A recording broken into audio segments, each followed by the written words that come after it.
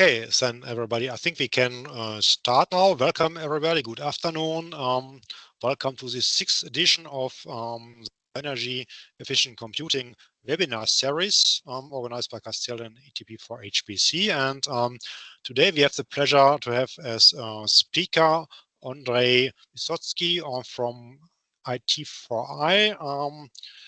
And he will give a talk entitled Improving Energy Efficiency of Parallel Applications Using MERIC, which is sort of dynamic hardware tuning library, if I understand that correctly. Please, the stage is yours, Andrzej. Okay, thank you for introduction. So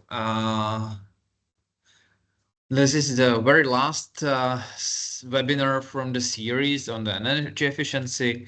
I assume not a long introduction is appropriate.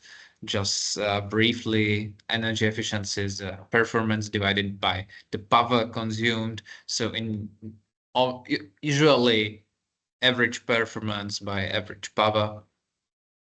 And we are trying to improve it. So improvement of the performance is usually task for the developer of the application, while the runtime systems has ability to reduce power while we are trying to maintain the performance as it is to improve the energy efficiency. In some cases, we also are able to improve the performance, but it's not a very common case. So one more slide. Why is it important? I assume attendees has this insight that the largest HPC systems consume tens of megawatts, and using non-optimized hardware and just a CPU only hardware would lead to even higher power consumption, which leads to a high energy cost, high CO2 emissions production, and also a major issue is power consumption management. When the system is idle, then the power consumption is way lower than when the system is under full load, and the change in power consumption can be quite sudden, and if this wouldn't be handled by software, additional software, then it may lead to some corruption of the system. So today I would like to present the approach we have for managing power consumption of an application to improve the energy efficiency or to maintain or reach the maximum performance under a specific power limit, which can be applied by the system, for example, really to manage the system power consumption. Our approach comes from the REDX project, which is Horizon 2020 project started in 2015, which builds on the idea that a complex parallel application has different requirements on the hardware resources in time. That there are regions in the application that are using different components of your hardware than another phase of the application. And thus, if the hardware provides various power knobs, it's possible to tune the proper part of the hardware without hurting the performance of the application, and get some power savings, and also potentially the performance savings, especially in the case when the hardware is running on the power limit, which doesn't have to be reduced, as I mentioned before a while, but also in a case when it's in case, for example, of Intel CPUs when they're running AVX 12 instruction set, the CPU is typically running on its thermal design power, and scaling the frequencies may improve the performance of the code. So the goal is to have a tool that will automatically modify the hardware configuration to suit the configuration according to the executed workload. The dynamism comes from boundness of the code. So it could be memory bound, compute bound, or communication bound, I/O. So there are different parts of the hardware that limits the performance of the application. So we typically represent the boundness of the application with a roofline model, which is the chart on the right side, where on the left we have very memory bound codes where the performance is limited by the memory subsystem, while on the right side we have several arithmetic operations per single byte loaded to the memory, and from that reason the workload is performance of the workload is limited by the compute part of the hardware, of the CPU or GPU or whatever accelerator you would like to use. So it could be, this is a school example, having a application of two regions, two functions, which repeats in the code. So this is lattice Boltzmann method-based CFD example, which has two major regions. One of them is propagate and collide. Each of them has a different behavior, shows different requirements. Thus, for each of them, we're supposed to identify different optimal configuration. Because if we would have just a single configuration of the hardware, which could be different from the default configuration, but it wouldn't fit the whole application execution the best, because each part has different behavior. So here I have how these regions react on scaling CPU core frequency and uncore frequency. Uncore frequency is the Intel term for on-chip subsystem that is shared by multiple cores. So typically L3 cache or interconnect of the cores. So this frequency is also possible to scale. And we can see that the collide region is compute bound, that it does not react on the uncore frequency. We can downscale the uncore frequency while not impacting the runtime. I'm not sure whether you can see my pointer, but so this is the Yes, we top. can. Yeah, perfect. So that's top right chart where uncore frequency. So when impacting the memory subsystem, it does not hurt performance at all.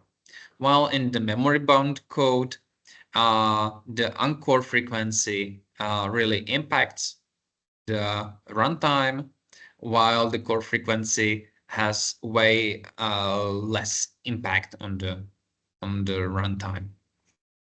So if we would have a single configuration for the application, this is static tuning. So we would specify the core and uncore frequency for the whole application runtime at the beginning and keep it till the end.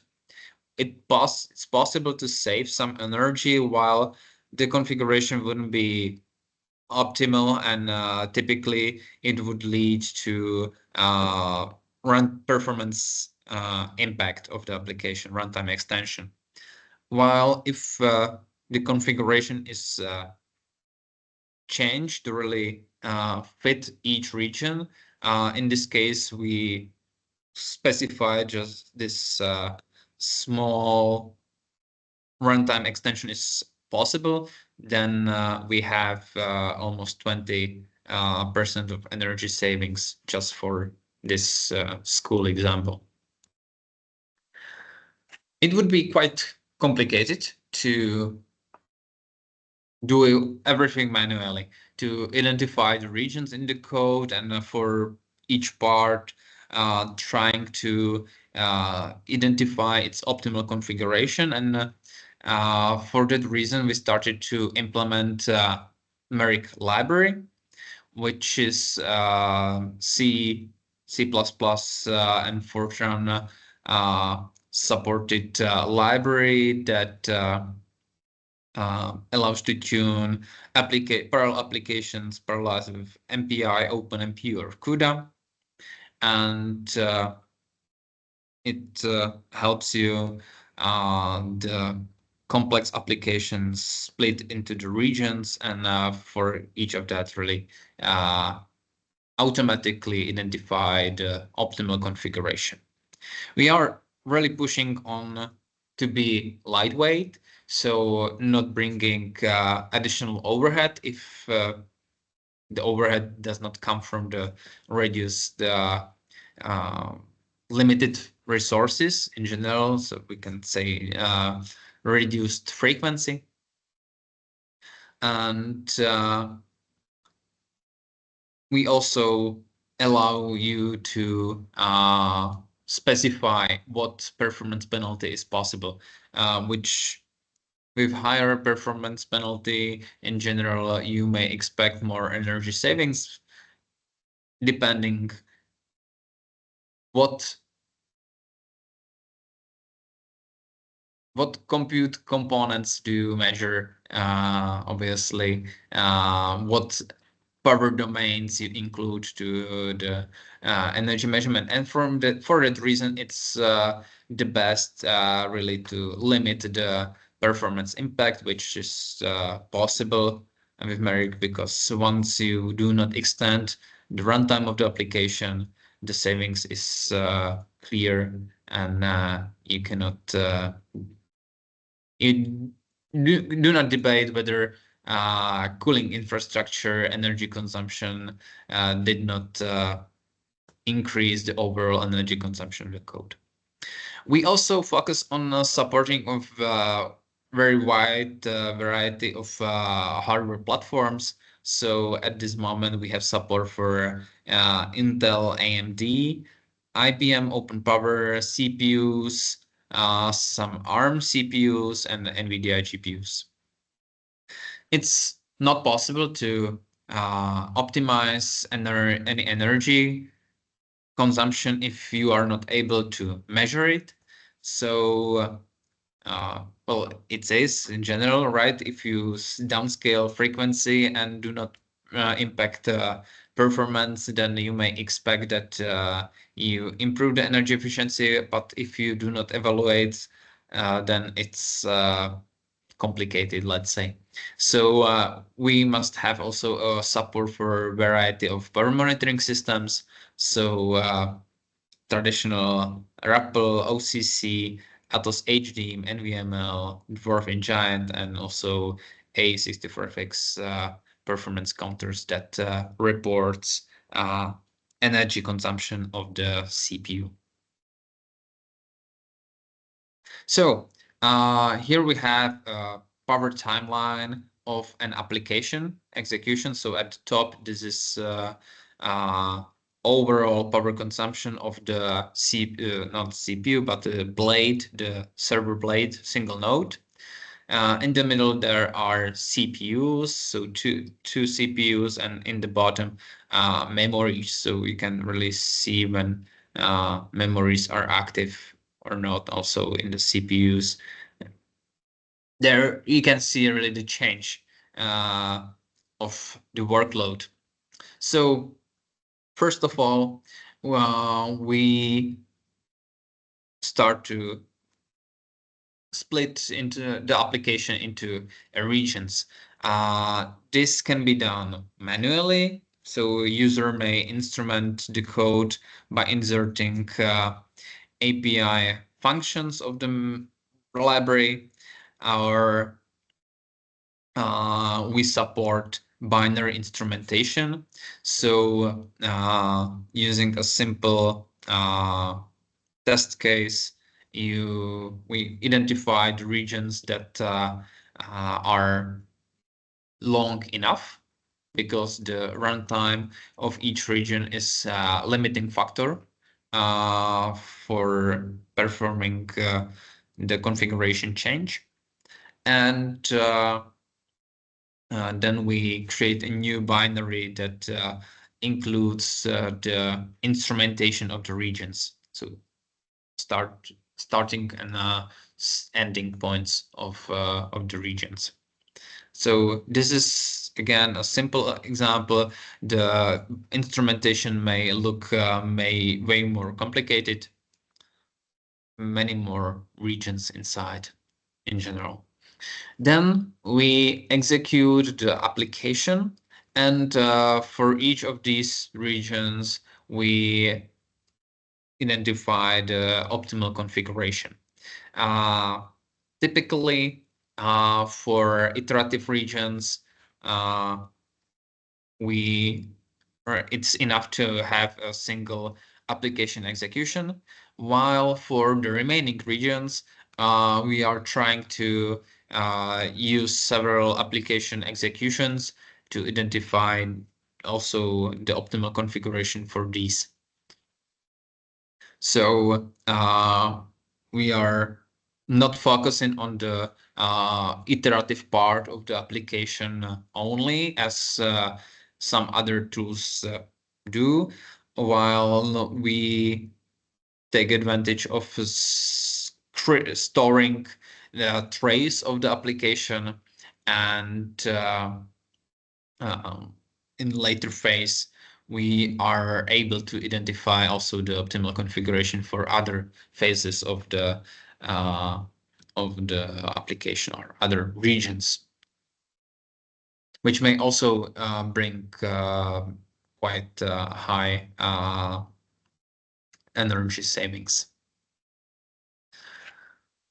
The execution of your application is or tuning of the application is quite simple. We have a binary for that, which you must just provide a configuration file, which identifies hardware configurations, the state space of the possible hardware knobs to tune, and in what range it's possible to tune them, what state space search algorithm to use, and energy measurement or power monitoring system to report the energy consumption. And yeah, so this supposed to be provided by a user. Mary can create a default configuration file based on the hardware on which it is created. So it identifies what for example, CPU core frequencies are possible to set up, and then it's possible to execute with this default configuration file, while we allow user to adjust the state space and potentially reduce it, and get the final configuration in less time. So the methodology, or in overall, is this automata is to automatically identify the regions and instrument them, then automatically identify the optimal configuration of the each region.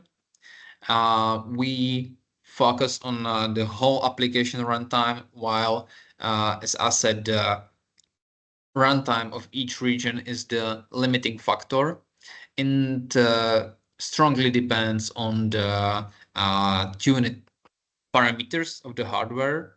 So if scaling for example, the core frequency, then the region may go up to or from 10 milliseconds, for example.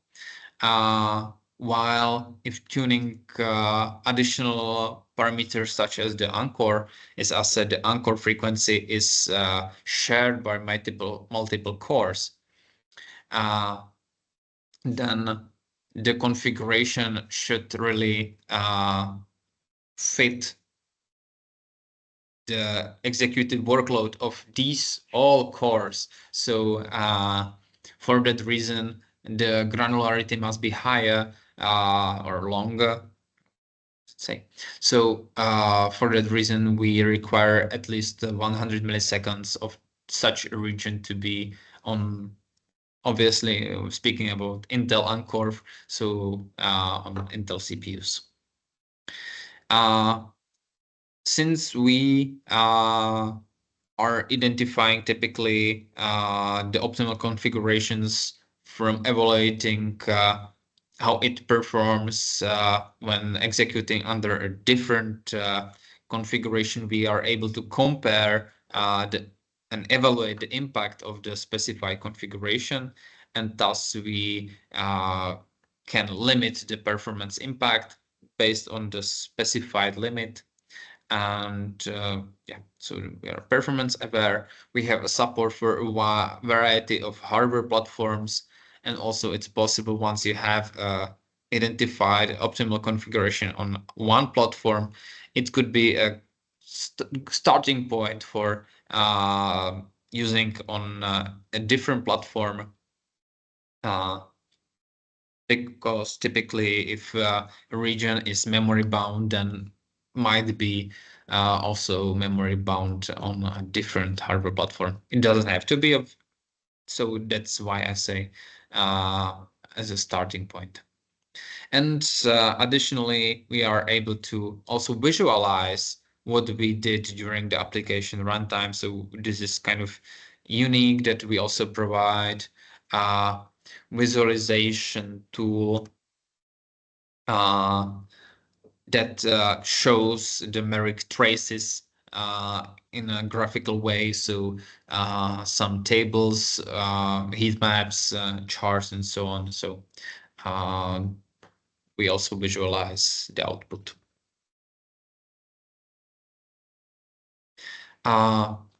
Numeric is started development under the Redux project, while the development still continues, and we develop it under the several other projects. Especially it's identified as a Center of Excellence code of the Performance Optimization and Productivity Project, the POP. And also we provide energy efficiency services, because for some regions sorry, not for some regions, but for some users, it can be still quite complicated to use the tools, because they do not really understand for the energy efficiency topic, and prefer others to look at their code, which is actually similar to services, other services we provide under the POP, where we provide services to identify what's the performance, what's the scalability of the code, and how to optimize the code, what are the limiting factors of the code. So in this case, we provide similar service with the energy efficiency. And we also did it or do it under another projects, for especially Max and Space Center of Excellences, where we analyze these tools and pushing to improve the energy efficiency of these codes. So typically, it could be making me reach the point when no hardware tuning is allowed. Potentially on some systems, it's not possible, and also user may not be really interested in that. So in that case, we just stay with the evaluation of the behavior in this case. So we evaluate the performance of the code. If it doesn't have a specific metric to express the performance, then the typical flops is used. But for example, in case of lattice Boltzmann method based codes, these use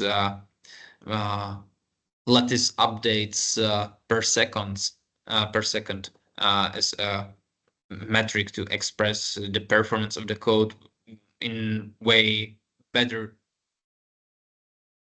uh, much better way, really to express the performance of the code.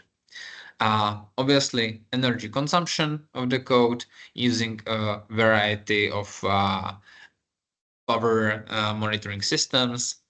Power consumption timeline, as I showed you, may express the dynamic behavior of the application very well. So that's what we produce. Also, vectorization ratio tells us a lot about the application and its energy efficiency.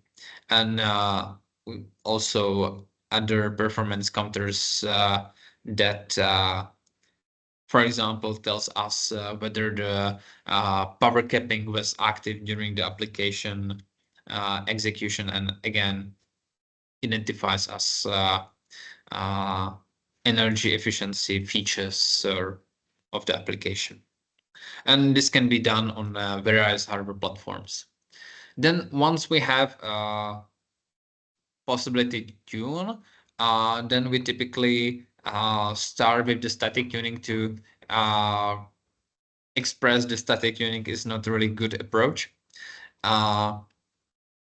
So in this case, I have here a table of a single application evaluated with a variety of power monitoring systems. So in this case, Atos HDM and Intel Rappel.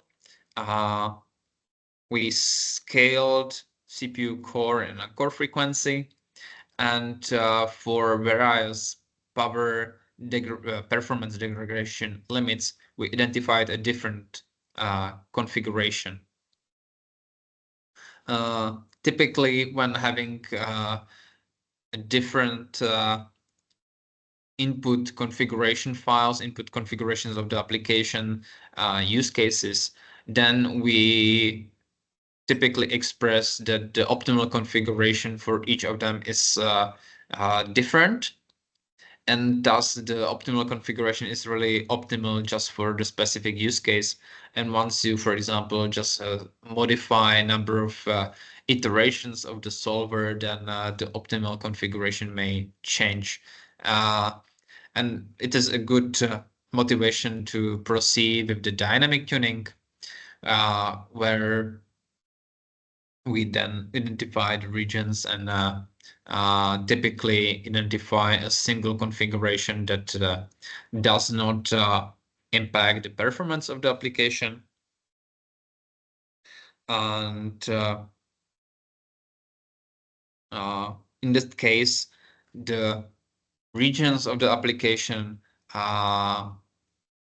behaves typically in the same way, just the runtime of this region is may differ based on the input configuration, and potentially there could be additional configuration of these regions when it extends the runtime based on a specified performance penalty if it brings some additional savings. So this is a use case from the scalable project where we scaled different lattice Boltzmann code. So this is a case when we express the energy efficiency in the loops per watt, and having a use case of the landing airplane gear. So this is the use case. A key question typically is, or one of the first questions typically is, where to perform such an analysis to have the ability to tune the hardware parameters. So usually it's possible on your own laptop, if you may install there whatever you want, so then it's not a major problem. But when having a look on Euro HPC systems at IT4I, the systems we have allows to scale the parameters of the hardware. So our Euro HPC system Carolina, it's AMD based, so AMD plus NVIDIA GPUs. So the parameters of these, we have additional system which is not a Euro HPC system, but for non-Euro HPC users, it's available in this case Intel based, moreover with the Atos HDIMM. So we use this power monitoring system to produce the power consumption timelines I showed you. But IT4I is not the only one. Another is, for example, the Chineka, where you just have to specify specific parameter when submitting a job, and then user have the ability to control the power knobs and get access to the energy consumption reported by the CPU. So in this case, it's all Intel CPU, so it will be Intel RAPL. On Leonardo, the system is running for a while, but still this feature is pending. They have a different things to focus on. So they have it on the list, but it's not yet in place. So because Chineka is also doing research in energy efficiency, they count down runtime system. So they also want to have this ability to do it on the Leonardo, and so it's just a matter of time. And yeah, that's all from my side for this presentation. So at the end, just the acknowledgement of the projects we are participating in. Thank you very much, Andre, for this very interesting talk. And now the stage is open for questions. You can either type them into the chat or just raise your hand. And I think you can unmute yourself and directly ask your question.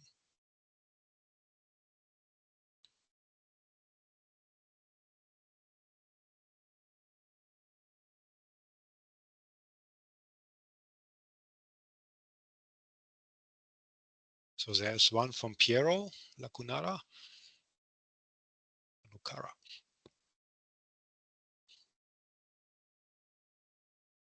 You're still muted, Piero. Sorry. I'm from Piero from Chinega in Chil's Center of Excellence. Yeah, a very interesting tool. I'm not sure to understood the point where you divide the execution timeline in different zones.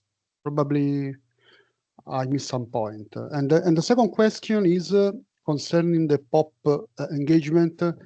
If you plan to apply the POP metrics to this investigation, for example, it can be useful. Well, I'm not sure what do you mean to apply the pop metrics on the pop metrics typically express how the application is able to Perform, yeah, scale. yeah, Well, yeah, it's mostly about the scalability of the code, yeah. and it may not help us a lot.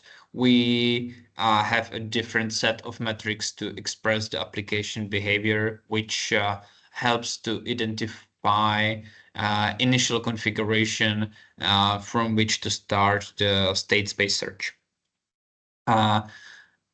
I probably did not express myself very well about the regions identification. So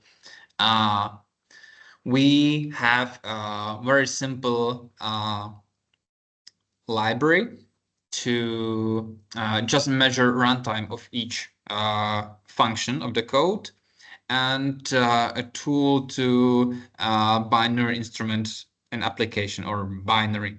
So we create a binary that has all the functions instrumented, and let user to execute it just a single one to measure the runtime of these regions.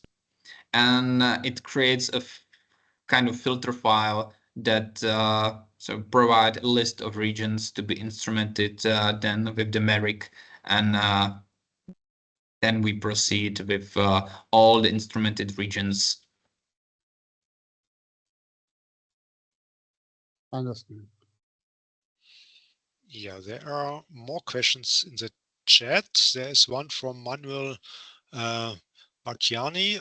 I'm Manuel, a first-year PhD student at BSc. I would like to know more about how you measure power on an A46FX. I think a specific hardware. Well, A64FX has its energy counters, so it's about reading these energy counters.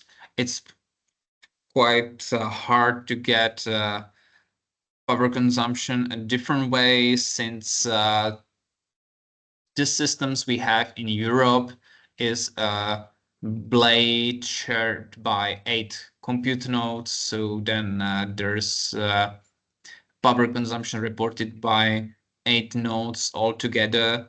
So the only way how to get a power consumption from a single node, it's about measuring the energy counters. Okay, thank you. And then there's another question from Madana Zafari, who wants to know about your collaboration with Max. Can you explain a bit more about energy sufficiency service for Max? You added an extra application, or did you change the code? Well, the Merrick is a library, so we took the Max codes and instrumented using the library. So inserted into the Max codes API functions of that library to start and stop the regions that for which the configuration should be identified. And this way we then are able to dynamically scale the configuration for these regions. At this moment, actually, just today, we have internal deadline for the first energy efficiency deliverable. We are finalizing. So at this moment, we have taken the 5 max code and executed on variety of hardware platforms at which we have identified the energy efficiency and which hardware platforms would be optimal for that. And these energy efficiency features is not proper way, but yeah, so at this moment, it's about evaluation of the codes on variety of hardware platforms. Okay, thank you. I don't see at the moment other questions, so maybe I can have or can pose a question here. So you showed quite, I think, substantial energy gains or savings when applied to this. I think it was the Boltzmann code, up to 20% with only modest penalties on performance. Is it a typical number, or is it due to lattice Boltzmann rather a regular application? Would you have problems if the application is rather less predictable in its pattern? It's hard to tell what's typical. So it's always depends on the application and on the hardware platform. So as I would say, the best optimization for energy efficiency is improving the performance of the application. Once the application really use the hardware on its maximum, then it's once you reduce the resources to reduce power consumption, then it typically impacts the performance of the application, and you cannot gain any optimizations, any savings. So if we have application strongly optimized for Intel CPUs, then it may happen that on Intel CPUs we will not get any energy savings. While if we take the code and execute it on ARM, then we may see very different results. So it really depends. In that scalable project, it was about two codes. One was scientific code, really strongly optimized for performance. That's the Walber law. Actually, that's another center of excellence flagship code, and it is really strongly optimized on the CPUs. Then the energy savings were lower. It was about 10% without impacting the performance, while they are at this moment still working on GPU code with mesh refinement, and in that case on GPU code it was possible to get over 20%, so on the Walberla. I showed you results for the labs code, which is on the other hand industrial code, commercial code, which is not so optimized for performance, while mostly on its maintainability and